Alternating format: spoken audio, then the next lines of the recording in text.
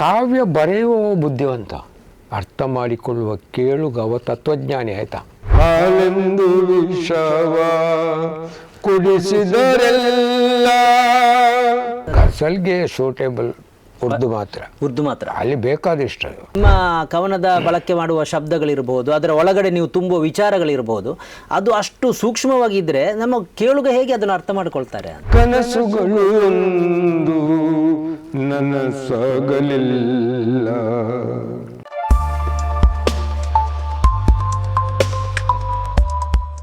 ನಾಡಿನ ಹಿರಿಯ ಕವಿ ಮುಹಮ್ಮದ್ ಬಡೂರ್ ಅವರ ಜೊತೆ ಗಜಲ್ಗಳ ಸುತ್ತ ಸರಣಿ ಕಾರ್ಯಕ್ರಮವನ್ನು ನಾವು ಮಾಡ್ತಾ ಇದ್ದೇವೆ. ಇದು 3ನೇ ಎಪಿಸೋಡು. ಈ ಹಿಂದಿನ 2 ಎಪಿಸೋಡ್ಗಳ ಲಿಂಕ್ ಕಮೆಂಟ್ ಬಾಕ್ಸ್ನಲ್ಲಿದೆ, ತೆರೆದು ನೋಡಬಹುದು. ಬಡೂರ್ ಅವರೇ, 3ನೇ ಬಾರಿ ಈ ಕಾರ್ಯಕ್ರಮಕ್ಕೆ ಸ್ವಾಗತ.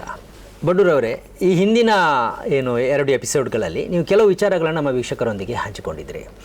ಇದರಲ್ಲಿ ವಿಶೇಷವಾಗಿ ನಿಮ್ಮ ಗಜಲ್ಗಳಲ್ಲಿ ನೀವು ಹೇಗೆ ವ್ಯಾಕರಣ ಅನ್ನೋದು ಗಜಲ್ಗೆ ಸೂಟ್ ಆಗುತ್ತಾ ಅಥವಾ ವ್ಯಾಕರಣಕ್ಕೂ ಗಜಲ್ಗೂ ಸಂಬಂಧ ಇಲ್ವಾ, ವ್ಯಾಕರಣವನ್ನು ಹೇಗೆ ನೋಡ್ತೀರಿ ಅಂತ? ತುಂಬ ಚೆನ್ನಾಗಿ ಪ್ರಶ್ನೆಗಳನ್ನು ಕೇಳ್ತಾ ಇದ್ದೀರಿ.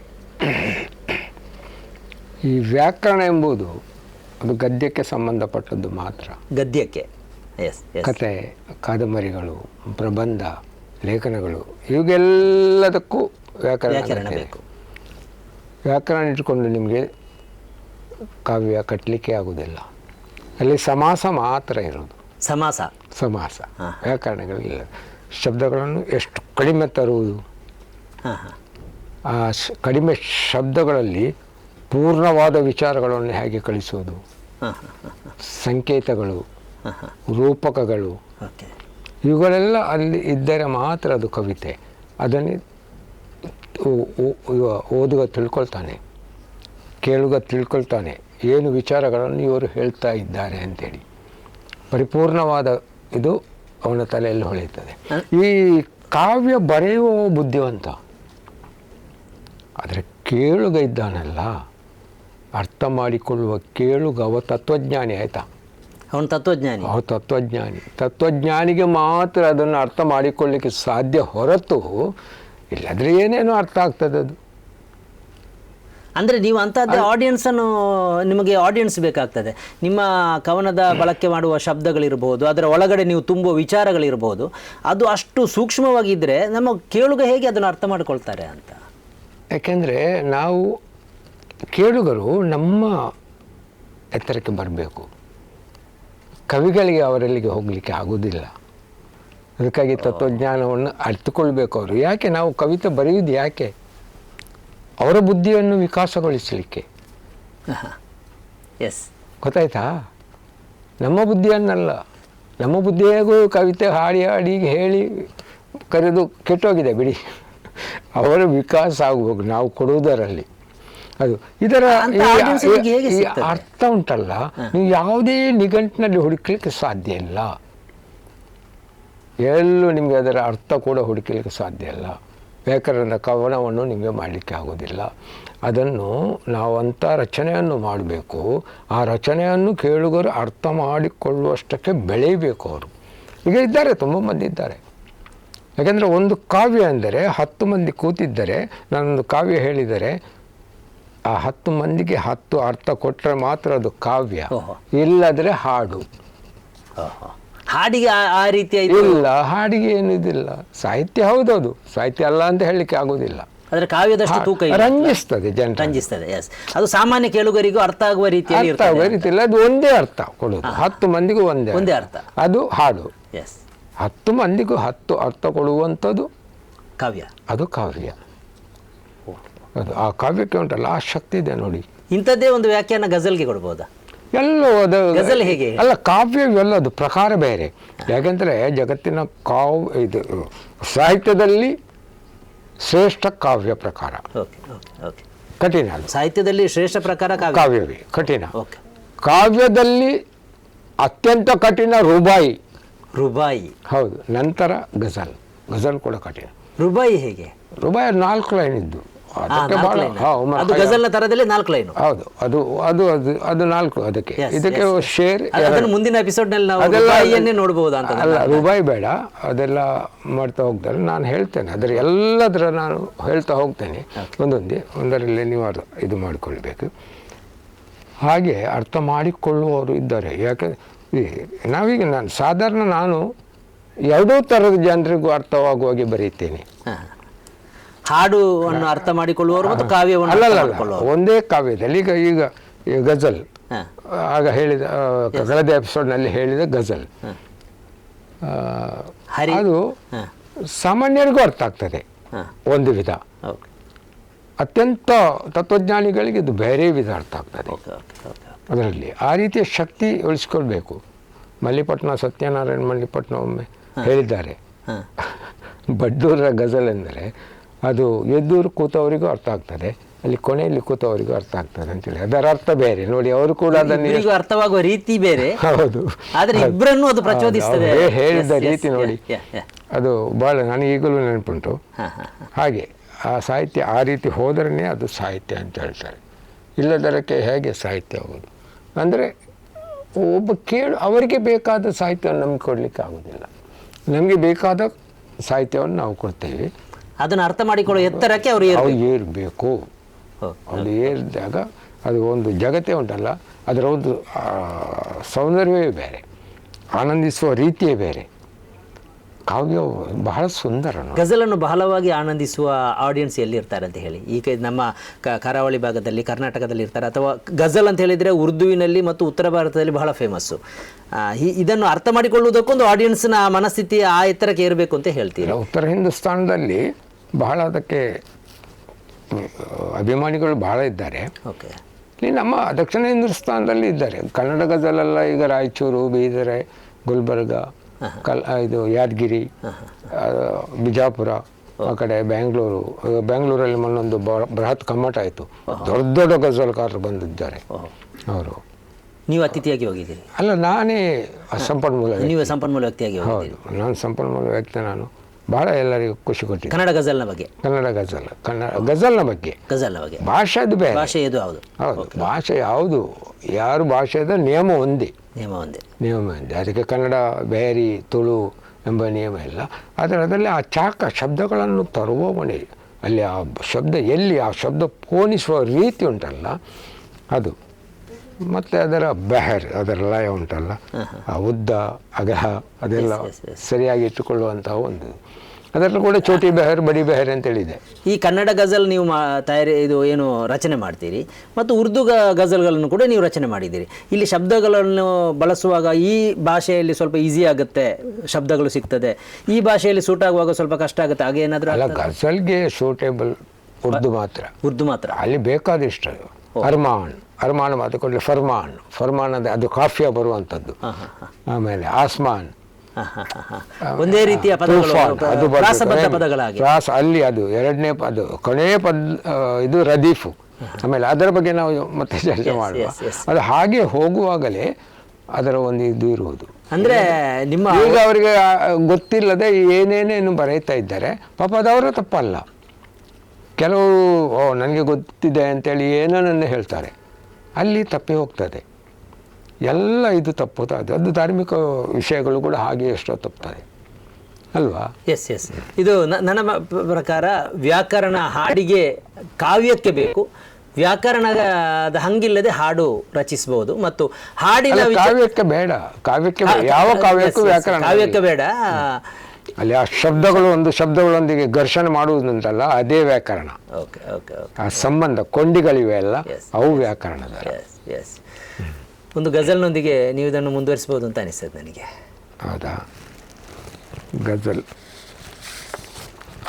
ಈಗ 2 ಎಪಿಸೋಡ್ನಲ್ಲಿ ಒಂದು ಗಜಲ್ನ ಬಗ್ಗೆ, ಒಂದು ಗಜಲ್ನ ಮೇಲೆ ಗಜಲ್ ಹಾಡಿದ್ರಿ, ಒಂದು ಸಾಮಾಜಿಕ ಕಳಕಳಿಯ ಅದು, ಮತ್ತು ಬಹಳ ಹರಿತ ಗಜಲ್ ಆಗಿತ್ತು ಅದು. ಆಗಲಿ, ಎಲ್ಲವೂ ಹರಿತವೇ.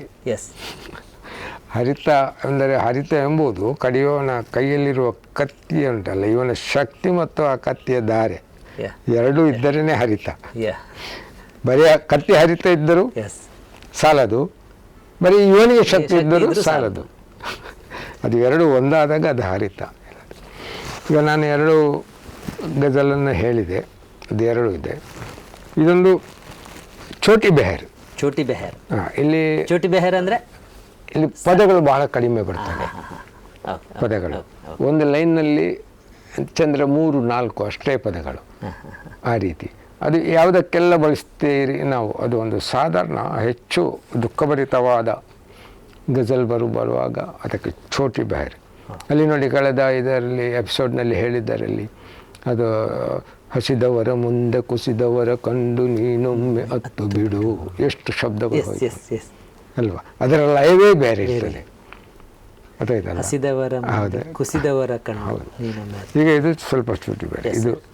ಇದು ಭಾಳ ಇದು ಸ್ವಲ್ಪ ನಾನು ಹೇಳುವುದಾದರೆ ಇದರಲ್ಲಿ ಅರ್ಥಗಳು ಬೇರೆ ಇದೆ, ಅರ್ಥ ಮಾಡಿಕೊಳ್ಳುವವರಿಗೆ ಒಂದು ಇದು ನೋಡಿ. ಆದರೆ ಸಾಮಾನ್ಯವಾಗಿ ಅವರಿಗೆ ಸಾಮಾನ್ಯ ರೀತಿಯಲ್ಲಿ ಅರ್ಥವಾಗುವುದಿದೆ. ಅದೇ ನನ್ನು ಅರಸಿ, ಅದೇ ನನ್ನು ಅರಸಿ, ನೊಂದಿದೆ ಮನಸ್ಸು.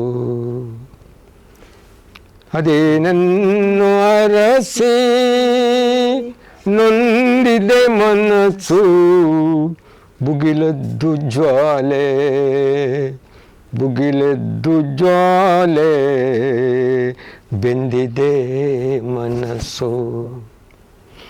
ಅದೇ ನನ್ನು ಅರಸಿ, ನೊಂದಿದೆ ಮನಸ್ಸು, ಭುಗಿಲೆದ್ದು ಜ್ವಾಲೆ, ನೊಂದಿದೆ ಮನಸ್ಸು, ಭುಗಿಲೆದ್ದು ಜ್ವಾಲೆ, ಬೆಂದಿದೆ ಮನಸ್ಸು, ಬೆಂದಿದೆ ಮನಸ್ಸು. ಈ ಗಜಲ್ನ ಟೈಪೇ ಬೇರೆ, ತುಂಬಾ ನಿಧಾನ. ಇದು ನಿಧಾನ ಕೂಡ. ಇದನ್ನು ಒಂದು ಸೂಫಿಯಾನ ಅಂತೇಳಿ ಹೇಳ್ಬೋದು.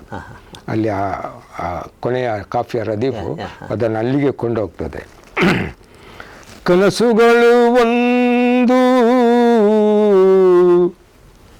ನನಸಾಗಲಿಲ್ಲ, ಕನಸುಗಳು ಒಂದು ನನಸಾಗಲಿಲ್ಲ, ಕನಸುಗಳು ಒಂದು ನನಸಾಗಲಿಲ್ಲ.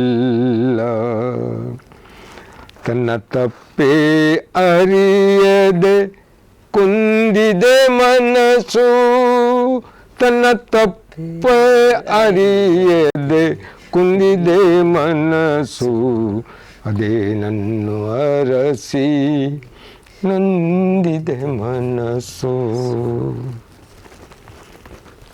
ಮುಖವಾಡ ಧರಿಸಿ, ಮುಖವಾಡ ಧರಿಸಿ, ಮುಖವಾಡ ಧರಿಸಿ, ಮುಖವಾಡ ಧರಿಸಿ, ಬಣ್ಣದ ಮಾತು,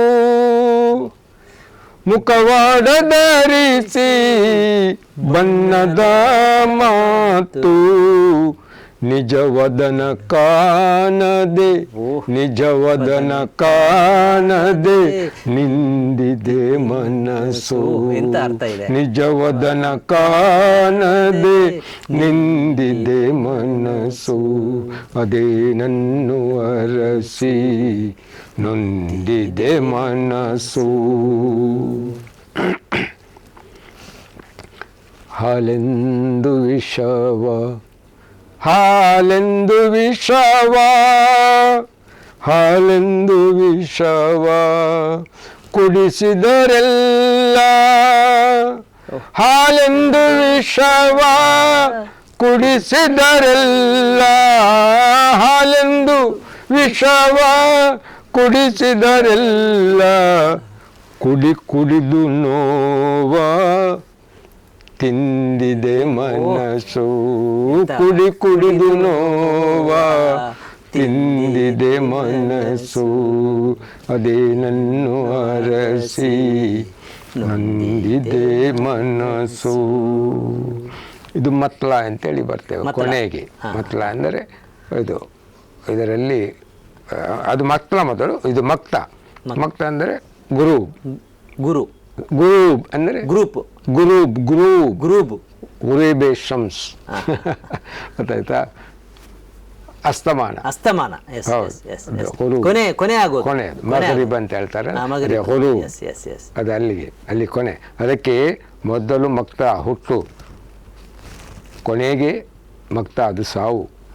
ಅದರ ಮಧ್ಯೆ ಇರುವುದು 3 ಶೇರು ಉಂಟಲ್ಲ, ಅದು ತಾರುಣ್ಯ, ಅದು ಬಾಲ್ಯ, ತಾರುಣ್ಯ, ವೃದ್ಧಾಪ್ಯ. ಓಹೋ, ಆ ರೀತಿಯಲ್ಲಿ ಅರ್ಥ ಇದೆ ಅದಕ್ಕೆ, ಆ ಬೇರ್ಪಡಿಸಿ. ರೀತಿಯಲ್ಲಿ ಕೂಡ ಇದೆ. ಅದು ಒಂದು ಕಾವ್ಯ ಸುಮ್ಮನೆ ಕಾವ್ಯ ಆಗುವುದಿಲ್ಲ. ಕತ್ತಲೆಯ ಸಹವಾಸ, ಇಲ್ಲಿ ತಕಲ್ಲುಫ್ ಇದೆ ನನ್ನ ಕಾವ್ಯನ. ಕತ್ತಲೆಯ ಸಹವಾಸ ಸಾಕಾಯ್ತು ಬಾವ,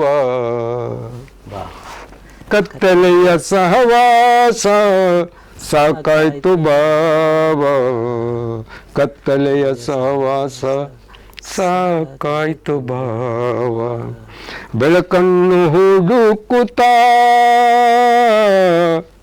ಬೆಳಕನ್ನು ಹುಡುಕುತ್ತಾ ಬಂದಿದೆ ಮನಸ್ಸು, ಬಂದಿದೆ ಮನಸ್ಸು, ಬೆಳಕನ್ನು ಹುಡುಕುತ್ತಾ ಬಂದಿದೆ ಮನಸ್ಸು, ಬಂದಿದೆ ಮನಸ್ಸು, ಬಂದಿದೆ ಮನಸ್ಸು, ಬಂದಿದೆ ಮನಸ್ಸು, ಬಂದಿದೆ ಮನಸ್ಸು.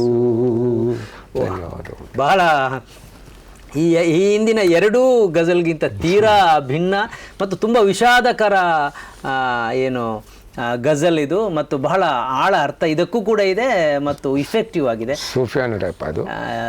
ಇದರ ವಿಶೇಷತೆ ಏನು ಅಂತ ಅವರೇ ಹೇಳಿದ್ದು, ನನಗೆ ಅದರ ಮಾಹಿತಿ ಇಲ್ಲ ಸರ್. ತುಂಬ ಇಫೆಕ್ಟಿವ್ ಆಗಿ ಗಜಲನ್ನು ಮಂಡಿಸಿದ್ದೀರಿ. Thank you. ವೀಕ್ಷಕರೇ, ಇದು ಈ ಹೊತ್ತಿನ ವಿಶೇಷ. ನಿಮಗೂ ಕೂಡ ಇದರಲ್ಲಿ ನಿಮ್ಮ ಅಭಿಪ್ರಾಯವನ್ನು ಹಂಚಿಕೊಳ್ಬೋದು. ನಿಮಗೆ ಪ್ರಶ್ನೆ ಇದ್ದರೆ ಕಮೆಂಟ್ ಬಾಕ್ಸಲ್ಲಿ ನೀವು ಪ್ರಶ್ನೆ ಕೇಳಿದರೆ ಮುಂದಿನ ಎಪಿಸೋಡ್ನಲ್ಲಿ ಆ ಪ್ರಶ್ನೆಯನ್ನು ನಾವು ಕೂಡ ಬಳಸ್ಕೊಳ್ತೇವೆ. ಇದು ಈ ಹೊತ್ತಿನ ವಿಶೇಷ. ಇನ್ನೊಂದು ಕಾರ್ಯಕ್ರಮದೊಂದಿಗೆ ನಿಮ್ಮ ಬಳಿಗೆ ಬರ್ತೇವೆ. ಅಲ್ಲಿವರೆಗೆ ವೀಕ್ಷಿಸ್ತಾ ಇರಿ ಸನ್ಮಾರ್ಗ ನ್ಯೂಸ್, ಸುದ್ದಿಗಳ ಸಂತೆಯಲ್ಲಿ ಸತ್ಯದ ಮೊಂಬತ್ತಿ.